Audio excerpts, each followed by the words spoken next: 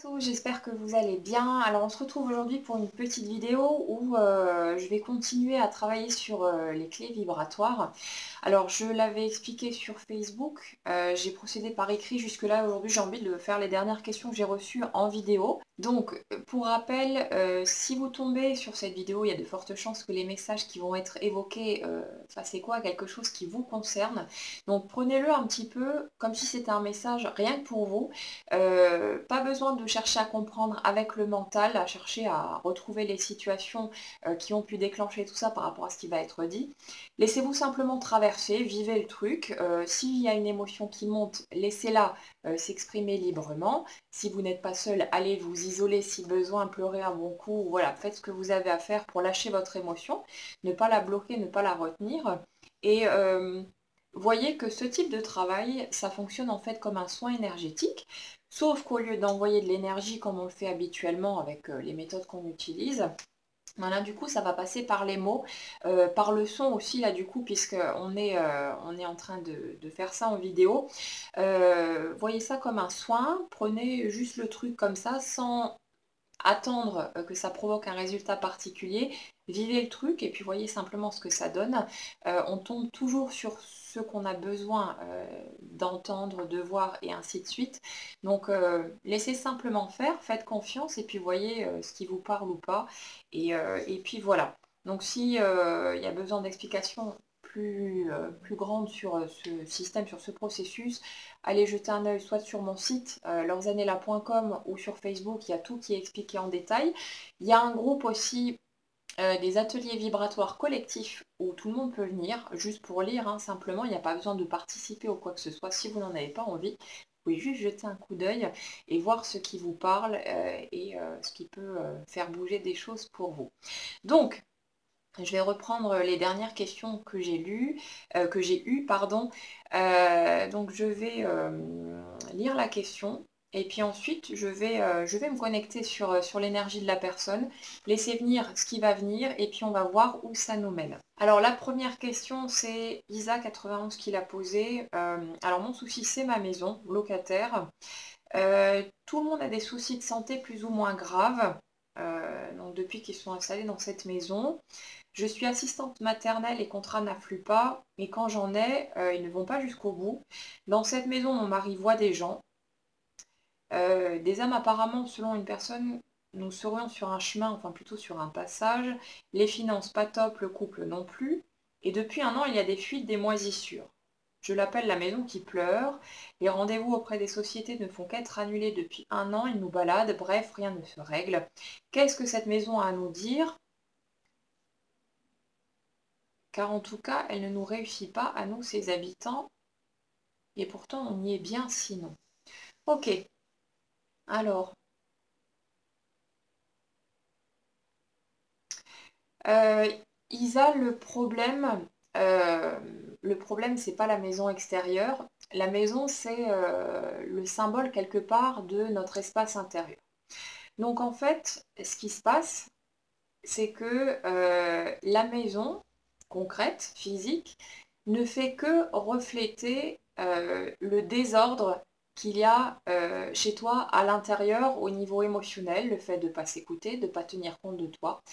Euh, Comme si l'extérieur était en train de venir te mettre un grand coup de massue, finalement, te pousser à bout d'une certaine façon, pas dans une optique de punition ou de quoi que ce soit de négatif, mais c'est plutôt dans le sens, bah écoute, secoue-toi, il est temps d'ouvrir les yeux, il est temps de commencer à t'écouter, à voir ce qui se passe concrètement. Et là, en fait, c'est juste une expression d'un mal-être, d'un malaise qui est à l'intérieur de toi parce que tu es dans un mode où tu continues à suivre une ligne qui a été tracée pour toi. Euh, c'est plutôt relié à papa, on dirait, le fait d'être la bonne petite fille qui suit les directives de papa, parce que si je ne suis pas droite dans mes bottes et si je n'avance pas selon le modèle qu'on m'a enseigné, où on m'a dit, ben, si tu fais ça et ça, si tu te maries, si tu as des enfants, si tu construis une maison, si tu fais ci, ça, tu seras une bonne personne. Là, du coup, c'est le besoin inconscient de continuer à suivre à tout prix cette ligne-là en croyant que si tu arrêtes et si tu commences à t'écouter toi, à tenir compte de ce que toi tu veux pour toi, tu vas être puni, ne plus être aimé, être rejeté par tous, être détesté, ainsi de suite. C'est vraiment cette image-là. En fait, l'image qui vient ici, c'est celle de la petite fille qu'on vient de réprimander parce qu'elle vient de faire quelque chose qui était bon pour elle, qu'elle avait envie de faire, juste sur sa spontanéité, sur son élan naturel. Et là, du coup, on l'engueule, bien comme il faut. Et elle comprend, elle interprète les choses de cette façon, que si elle ne suit pas les règles du jeu, les règles qui ont été dictées par papa et maman, elle va être punie, elle ne sera plus aimée, elle sera mise à l'écart. Et c'est ça en fait qui pêche et qui se cache sous tous ces problèmes que tu rencontres par rapport à cette maison. Euh, Là, je ne vais pas rentrer dans la problématique de ton mari qui voit des gens parce qu'il est peut-être juste connecté à d'autres énergies et puis il a une certaine sensibilité. Donc ça, c'est pas un problème en fait. Le problème, c'est plutôt ce à quoi ça te ramène toi, les peurs que ça génère. Et en fait, c'est juste un écho par rapport aux peurs que tu as toi d'être abandonné, d'être laissé pour compte et de te retrouver dans la position de la petite fille vulnérable et fragile qui va être sans ressources, qu'on va vraiment rejeter. Il y a vraiment cette image de la petite fille recroquevillée sur elle-même qui pleure à gros sanglots dans son coin. Et qui a peur en fait d'être rejetée par tout le monde, de se retrouver seule au monde, hein. Donc apprends à t'écouter, vois que les gens qui t'aiment vraiment, ils vont pas se barrer juste parce que tu es toi-même, que tu écoutes tes besoins, que tu tiens compte de toi et que tu t'autorises à dire non aussi quand les demandes des autres ne te conviennent pas, quand tu n'as pas envie d'y répondre. Donc apprends à penser un petit peu plus à toi, à ton bien-être personnel et soit vous allez avoir le déclic pour déménager, trouver une autre maison, ou bien les choses vont se régler tout naturellement. Mais ce problème de maison extérieure, c'est juste un miroir qui t'aide en fait, de façon pas très agréable, mais qui t'aide finalement quand même, à te recentrer sur toi, à être plus à l'écoute et à revenir à toi-même au lieu d'être constamment dans une espèce de contrôle de tension, à calculer entre guillemets tes faits et gestes par peur d'avoir des réactions négatives autour de toi. Donc regarde un petit peu ce qui se passe de ce côté-là. Fais du ménage pour revenir à toi et t'autoriser à être toi-même, à vivre la vie que tu as envie de vivre. Et tu verras que le reste, ça suivra tout seul. Ensuite, Mandy, j'attire les hommes indisponibles et ça continue. Une partie de cet aspect s'est même étendue au boulot. Je travaille avec un homme qui était relativement sympa et qui appréciait mon boulot, mais depuis peu, il y a un grand déséquilibre. Je me retrouve dans la position de dominée soumise, il me crie dessus, ne m'écoute pas, dit que ce que je dis n'est pas pertinent, hausse le ton, en disant que les choses sont comme ça et pas autrement, point, quand j'essaie d'exprimer quelque chose. Alors j'ai pas repris la totalité de ta question, Mandy, parce que le reste, ça tourne autour de ça de toute façon, hein. Donc je te dirai un petit mot là-dessus quand je t'enverrai tout ça par mail. Mais on va rester sur ce morceau-là, puisque ça résume déjà la totalité de la problématique finalement qui se cache derrière tout ça.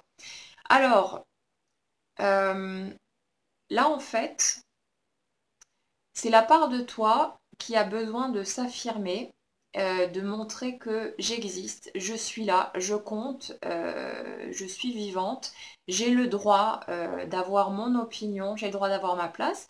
Et là, ça nous ramène encore une fois, comme pour Isa, à une problématique liée au côté paternel.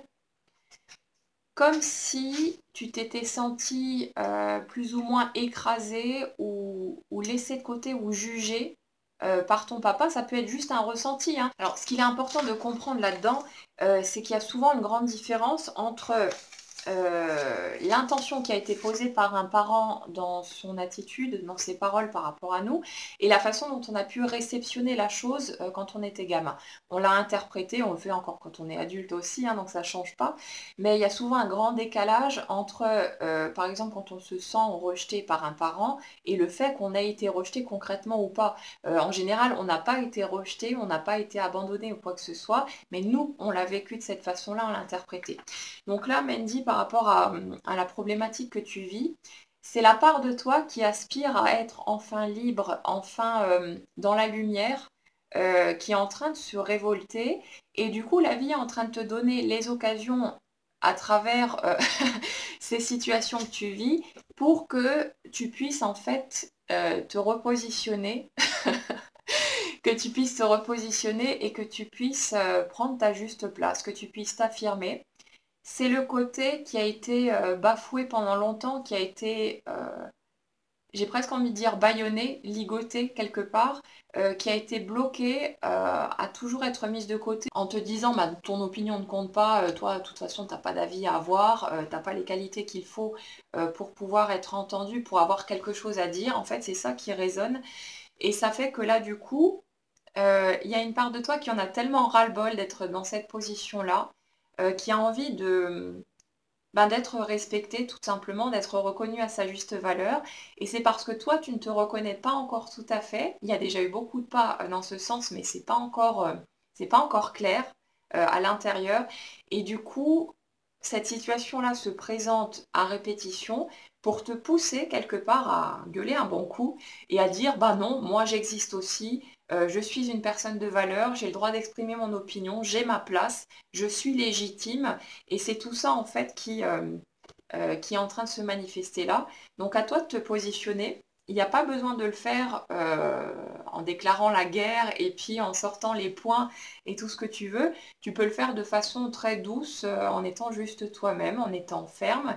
Mais tu vas pouvoir le faire concrètement quand ça va devenir clair à l'intérieur de toi, que c'est légitime, que tu n'as pas à être traité comme ça, que tu mérites le respect comme chacun. Et c'est le respect que tu vas te donner à toi-même qui va permettre à ces situations de disparaître en fait. Donc ramène-le vraiment à l'intérieur, vois quelle part de toi est en train de se révolter, tiens compte de tout ça et essaye de poser un geste concret pour dire stop à tout ça, pour t'exprimer et puis vis les émotions tout simplement qui arrivent et ça va permettre de déverrouiller tout ça aussi. Alors question suivante, Fatma, le sujet qui me préoccupe est l'argent. Je suis toujours dans le rouge fin de mois, début de mois. C'est toujours la même chose. L'argent s'envole avant même que je m'en rende compte. Je paye les factures, les dépenses alimentaires. Je fais même des budgets. Et quand je me dis ce mois-ci ça passe, eh bien non, il y a une facture qui arrive, une amende, frais bancaires, etc. Le pire dans l'histoire, c'est que je m'achète même pas des trucs pour moi, c'est que pour les enfants, la maison, mon mari. J'en ai marre, ça me fatigue moralement et toujours réfléchir à tout calculer. Et même en calculant, je me retrouve à demander de l'argent. Qu'est-ce qui se passe chez moi? C'est la croyance qui te dit que tu ne mérites pas de vivre dans l'abondance. Comme si tu avais une perception de toi-même qui te dit que tu es sale, pas à la hauteur, pas méritante. Et c'est ça qui fait que tu attires à toi des situations où tu te retrouves toujours bloqué, toujours en difficulté, toujours en position du vilain petit canard en fait. Et, euh, et ça, c'est là pour te pousser à comprendre, à te révolter encore. Hein, ça suit toujours le fil finalement des questions précédentes. Euh, c'est la part de toi qui doit entre guillemets, hein, qui a besoin de ça en tout cas, se rebeller pour dire non, c'est pas juste, je mérite d'être heureuse, d'avoir une vie comblée à tout point de vue, je mérite de vivre dans l'abondance, je ne suis pas cette mauvaise personne qu'on a voulu me faire croire que j'étais. Je ne suis pas indigne d'être aimée, d'être riche, d'être célébrée, d'être dans la réussite, dans tout ce que tu veux. Et c'est ça en fait. C'est comme si là, du coup, c'était l'argent ou le manque d'argent, du coup, qui venait te secouer bien comme il faut. On te pousse à bout quelque part, mais c'est toi qui appelles ça à toi en fait. Hein. C'est inconscient, mais c'est pas quelque chose qui s'impose à toi de l'extérieur. C'est quelque chose que tu appelles par toi-même, par ton désir d'être vu tel que tu es, d'être reconnu avec ta valeur, avec tout ce que ça implique, et sans être une personne différente, hein, en étant juste toi-même, en étant cette personne-là, avec ses défauts aussi, comme nous tous, parce qu'on est des êtres humains, on n'est pas des machines, bah, tout ça, ça a déjà de la valeur, et c'est toi qui dois commencer à reconnaître ça, à te rendre compte que bah ouais, peut-être que t'es pas parfaite, peut-être que tu as des défauts, peut-être même que tu as un sale caractère et que par moments tu es hyper chiante, mais tu es une bonne personne avec tout ça et tu n'as pas à être une espèce de poupée Barbie tout le temps figé avec un grand sourire sur les lèvres, à ne pas bouger, à ne pas s'exprimer, à ne pas dire un mot de travers pour pouvoir enfin mériter d'être heureuse et comblée à tous les niveaux et de mériter de vivre dans l'abondance au lieu d'être toujours en mode galère. Donc comprends que tel que tu es maintenant, avec tout ce que ça implique et tout ce que tu n'aimes pas chez toi, tu es déjà la personne que tu dois être, tu es déjà une personne qui mérite d'être heureuse et tu n'as pas à trimer toute ta vie ou à payer le prix pour pouvoir mériter les belles choses que tu as envie d'avoir ou de vivre dans ta vie. Donc commence à comprendre ça simplement, laisse le truc se faire, hein. La vie va de toute façon te présenter les situations qu'il faut pour jusqu'à ce que ça rentre. Donc si ça vient pas maintenant, ça va se faire tout seul. Vis tes émotions, mais comprends que c'est pas un chemin obligatoire, que c'est pas quelque chose qui s'impose à toi de l'extérieur, c'est quelque chose que tu attires à toi, et ce sont tes croyances qui te disent que soit il faut galérer pour pouvoir atteindre ensuite un certain palier, soit il faut payer un prix pour obtenir des choses, soit n'importe quoi d'autre en fait, les croyances qui te disent que tu ne mérites pas d'être comblé tel que tu es déjà, que tu n'es pas une assez bonne personne pour pouvoir mériter tout ça, ou que tu n'as pas fait suffisamment d'efforts pour pouvoir obtenir ce que tu veux, balaye tout ça, fais du tri au niveau de ces croyances, remets-les simplement en question, hein.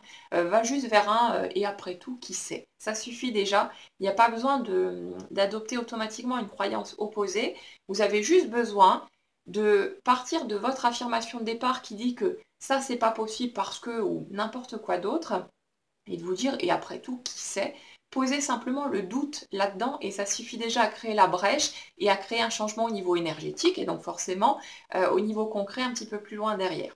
Donc allez dans ce sens-là et puis ça ira tout seul.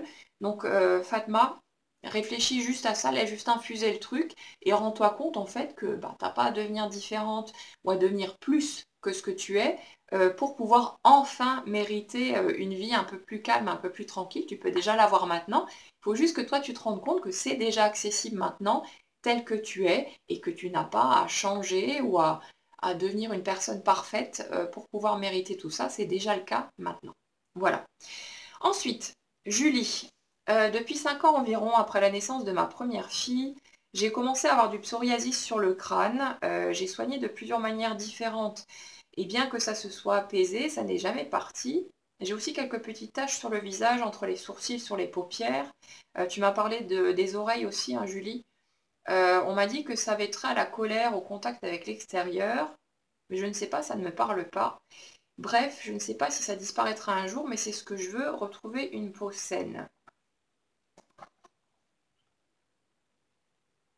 Alors, Julie, ce qui vient pour toi, c'est qu'en fait, à partir du moment où tu es devenue maman, il y a une part de toi qui a enregistré le message que être maman, c'était perdre sa féminité, c'était perdre le côté séduction, le côté ben, on peut avoir envie d'être avec moi, le côté désir et tout ce qui va avec. Et en fait, c'est comme si en devenant mère, tu avais eu l'impression, dans ton ressenti, de perdre ta casquette de femme, et c'est dans ta perception des choses, soit on est une maman, soit on est une femme désirable, aimable, et ainsi de suite. Et du coup, c'est ce côté je ne m'assume pas dans ma totalité, j'ai l'impression de ne plus être qu'une maman, en gros, le mammifère hein, qui s'occupe de ses petits, et de plus avoir vraiment ce statut d'être humain qui peut être joli, qui peut être dans la séduction, dans toutes ces choses-là. Mais on dirait vraiment que, et ça vient de ton schéma maternel, parce qu'il y avait déjà quelque chose avec ta maman de ce côté-là, comme si ta mère avait été une espèce de d'ustensile au service de la famille, et que du coup, elle avait donné l'impression d'être là que pour ça, pour servir les autres. Je m'oublie, je n'existe plus, je suis juste une maman, je suis un robot au service de mon mari, de mes enfants, de la famille, au service de tout le monde d'ailleurs, parce que ça allait beaucoup plus loin que ça.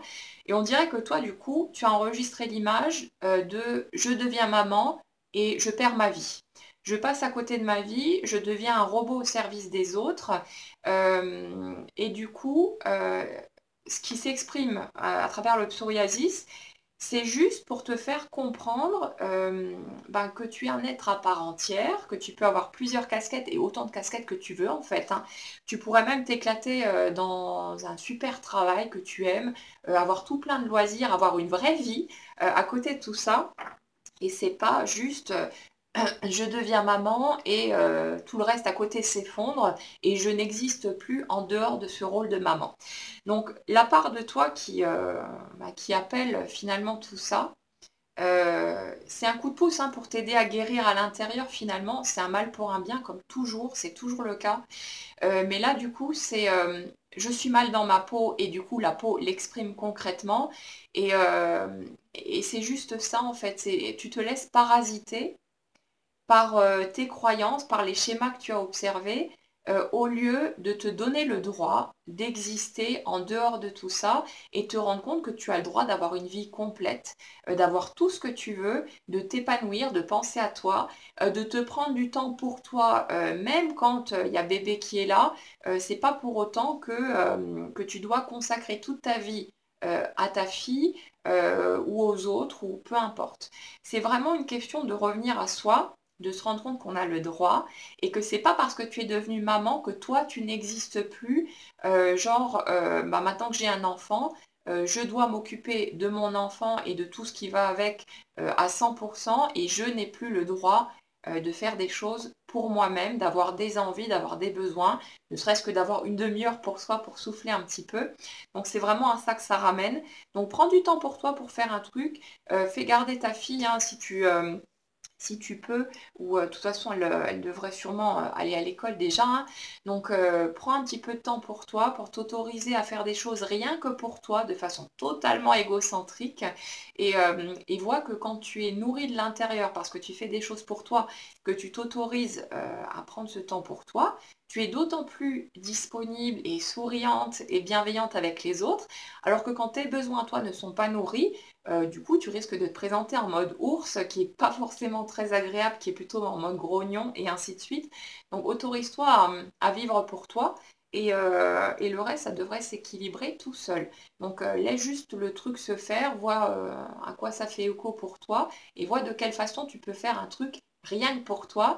Si c'est inconfortable au début, prends-toi juste 5 minutes, hein, ce sera déjà un premier pas, mais il y a vraiment besoin de revenir à toi-même et de te rendre compte que tu existes à tous les niveaux et que tu n'es pas cantonné à un seul rôle. C'est pas parce que tu as eu un enfant que ta vie de femme n'existe plus à côté. Donc fais du tri là-dedans et autorise-toi à vivre ta vie pour toi. Tu n'as pas à sacrifier quoi que ce soit et à te sacrifier parce que tu es devenue maman. Voilà. Ensuite, Mimi. Bonjour Laure, j'ai 57 ans, ma vie amoureuse a été une succession d'expériences avec des hommes que j'ai quittés chaque fois. Durée de vie commune, 5 ans pour le premier, 10 ans pour le second, 15 ans pour le troisième. Bah, ça va en augmentant, c'est déjà pas mal. Et après une phase de repos affectif de 2 ans, j'ai rencontré quelqu'un, on est ensemble depuis 3 ans, mais on ne vit pas ensemble. J'ai aimé ces hommes, je les ai quittés parce que je ne les aimais plus, que je sentais que je m'éteignais en restant avec eux. J'ai souffert de leur faire mal, mais c'était comme un besoin de survie. J'essaie de comprendre à travers les propos de Franck Lobvé, c'est qu'il faut comprendre pour libérer un mois passé, mais j'avoue que je cale. J'aimerais comprendre ce qu'il faut que j'accepte. Alors, Mimi. Mimi, c'est le fait de comprendre qu'on n'est pas censé, en fait, rencontrer une seule personne dans sa vie et passer toute notre vie avec. C'est pas un échec que de vivre plusieurs relations amoureuses. Et prends juste l'exemple, en fait, d'un côté, tu imagines que tu rencontres une personne, tu es malheureuse avec, mais tu passes toute ta vie avec, tu vas jusqu'au bout. Ok, j'ai réussi à passer toute ma vie avec, super, j'ai réussi, c'est la victoire, j'ai le trophée, j'ai passé ma vie à être malheureuse, mais au moins j'ai réussi ça.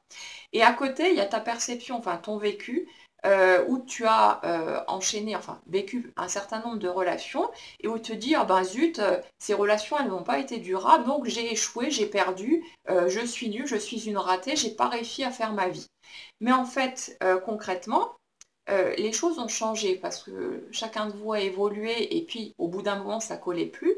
Mais il faut que tu te rendes compte aussi que finalement, ça a été des belles histoires quand même, que tu as vécu ce que tu avais à vivre, le temps que ça a duré, et que tu as appris. Ça t'a permis aussi de clarifier ce que tu veux vraiment, d'apprendre à faire du tri aussi au niveau de tes besoins, et de voir que ben voilà, tu as vécu ces expériences, tu as pu en retirer certainement plein de choses, et si tu prends le temps de faire un petit peu de tri, tu les retrouveras toutes seules.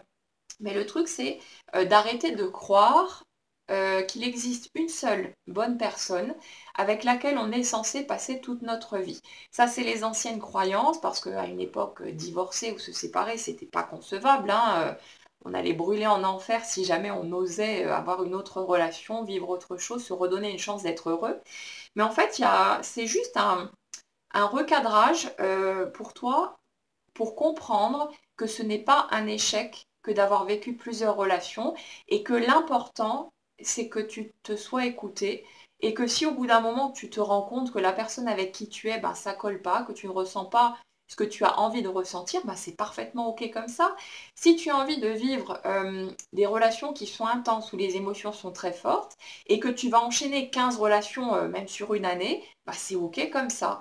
Donne-toi le droit en fait de vivre les choses comme toi tu en as envie, et sors du modèle de la société qui te dit que pour être une bonne personne, pour être acceptable, méritante, avoir de la valeur, il faut vivre les choses de telle ou telle façon.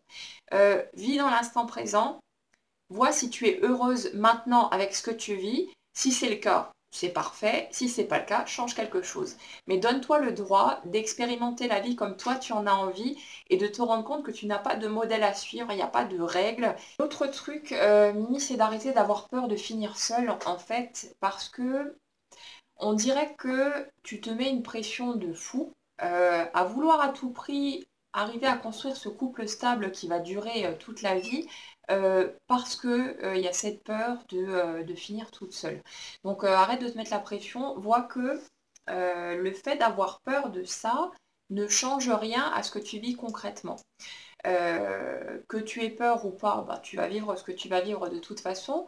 Et le truc, c'est que en cultivant cette peur, en restant ancré là-dessus, au lieu de profiter pleinement du moment présent et de vivre à fond ce que tu es en train de vivre, tous les bons moments hein, qu'il y a récoltés au passage, c'est comme si tu avais toujours cette épée de Damoclès au-dessus de la tête, où tu te crispes dans ce que tu vis, où tu es là sans être là, parce que tu as cette crainte que bah, tout s'arrête et puis hop, tout s'effondre et je reste seule jusqu'au bout, je finis ma vie toute seule. Donc reviens au moment présent en fait, profite simplement de toutes les belles choses qui sont là, les choses les plus simples, hein.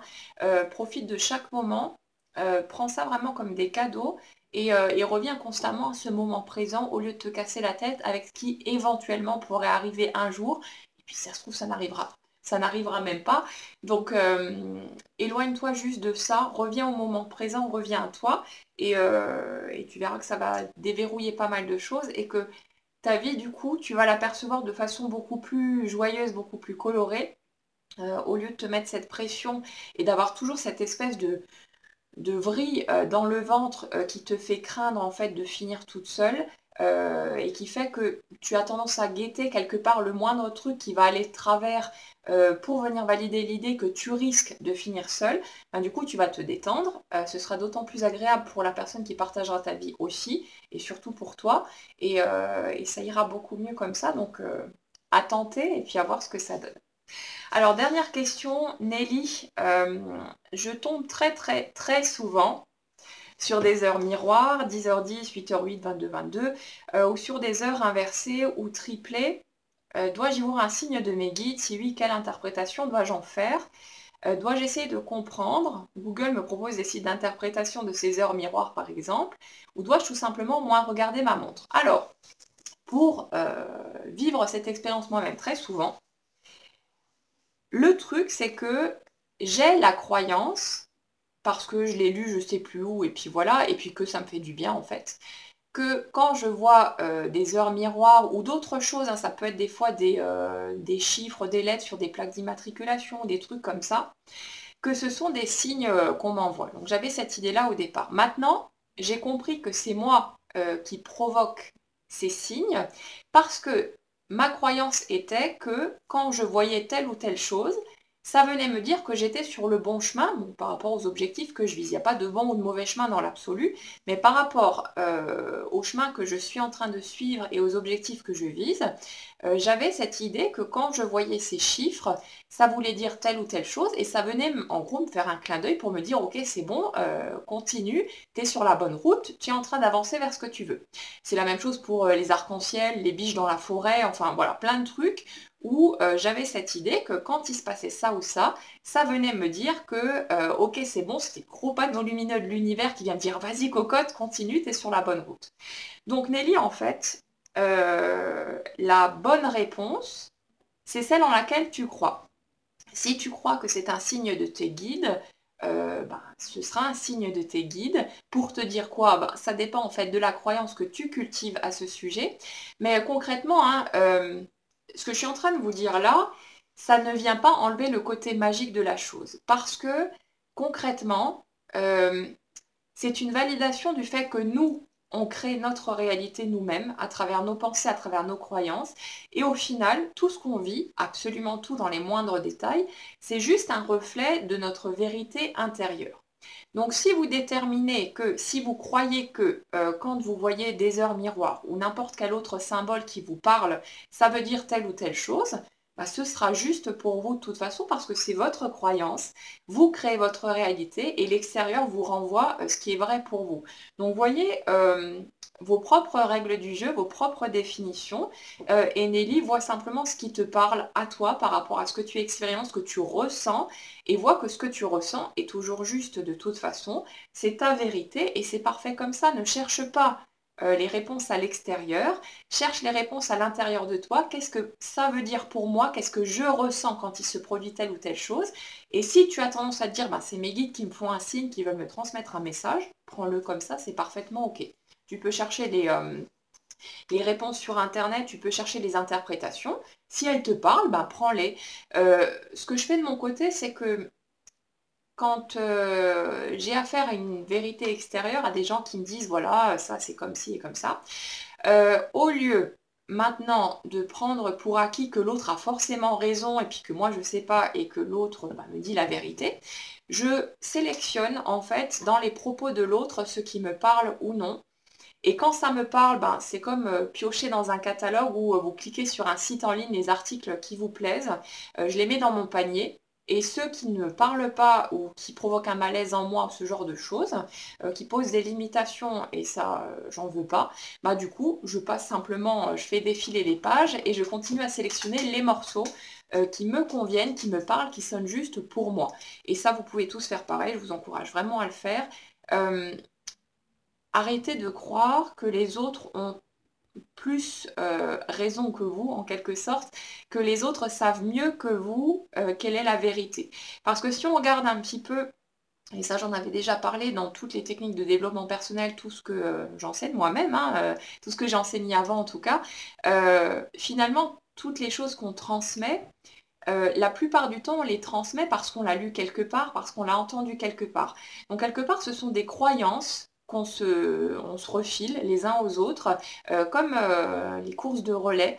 On se donne le témoin et puis voilà, on balance nos croyances et de génération en génération, si on regarde un peu, on retrouve vite le schéma au niveau des générations aussi. Donc, au lieu de croire que quelqu'un ou plein de gens autour de vous détiennent la vérité, ils ont enfin compris le truc, ils ont fait tout le chemin et puis vous, pauvres nuls, vous savez pas, alors forcément vous avez besoin des autres. Non, écoutez ce qui sonne juste pour vous, voyez que c'est vous qui créez votre réalité avec vos pensées, tout ce que vous tenez pour vrai devient vrai dans votre vie concrète. Donc au lieu de croire que ça fonctionne comme ça ou comme ça et de vous dire ça j'aime pas, mais puisqu'on me l'a dit, je dois faire avec, etc. Non, si ça vous plaît pas, vous prenez pas et puis c'est tout. Définissez vos propres règles du jeu, expérimentez, jouez avec, parce que c'est ça qui permet de se rendre compte à quel point on crée vraiment notre réalité. Et ça depuis tout gamin en fait. Si vous regardez un petit peu à quoi ressemble votre vie aujourd'hui, c'est en fait l'exact reflet de toutes les croyances que vous avez pu accumuler depuis l'enfance, croyances qui sont souvent venues de l'extérieur, d'abord des parents, de l'entourage, les professeurs, les autres enfants, peu importe, tout ce en quoi vous avez cru, et ça a fini par se manifester. Ma vie aujourd'hui, est l'exact reflet de tout ce que j'ai toujours tenu pour vrai depuis toute gamine. Et si vous faites un petit peu ce bilan-là, que vous regardez en arrière, vous allez vous en rendre compte.